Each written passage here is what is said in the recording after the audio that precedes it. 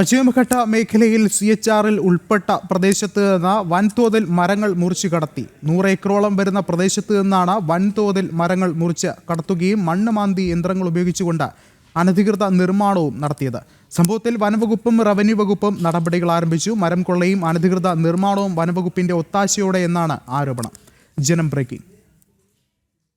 ശാന്തൻപാറ വില്ലേജിലെ പേത്തൊട്ടി താവളത്തിലാണ് മരം കൊള്ളയും അനധികൃത നിർമ്മാണങ്ങളും നടക്കുന്നത്. ഏലം കൃഷിയുടെ പേരിൽ CHR ഭൂമിയിൽ നിന്നും മരങ്ങൾ പിഴുതുമാറ്റി അശാസ്ത്രീയമായി മണ്ണളക്കുകയും മലമുകളിൽ മഴവെള്ളം സംഭരിക്കുന്നതിനായി വലിയ കുഴികൾ നിർമ്മിക്കുകയും ചെയ്തിട്ടുണ്ട്. തമിഴ്നാട് അതിർത്തിയോട് ചേർന്ന് കിടക്കുന്ന ഏകദേശം 10 ഏക്കറോളം വരുന്ന പ്രദേശത്തെ മരങ്ങളാണ് പൂർണ്ണമായും പിഴുതുമാറ്റിയിട്ടുള്ളത്. ശാന്തൻപാറ വില്ലേജിലെ 217, 227, 230 സർവേ നമ്പറുകളിൽ ഉൾപ്പെടുന്ന 48 ഹെക്ടറിൽപ്പെടുന്ന പ്രദേശമാണിത്.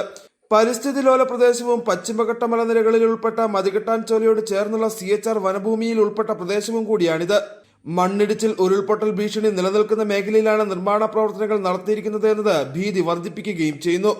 സംഭവത്തിൽ സ്ഥല ഉടമയെ കേന്ദ്രീകരിച്ചും പാട്ടകൃഷി കരാറിനെ കുറിച്ചും വനം വകുപ്പ് അന്വേഷണം നടത്തുന്നുണ്ട്. ശാന്തൻപാറ വില്ലേജ് അധികൃതരും സ്ഥലം സന്ദർശിച്ച റിപ്പോർട്ട് ഉന്നതാധികാരികൾക്ക് കൈമാറി.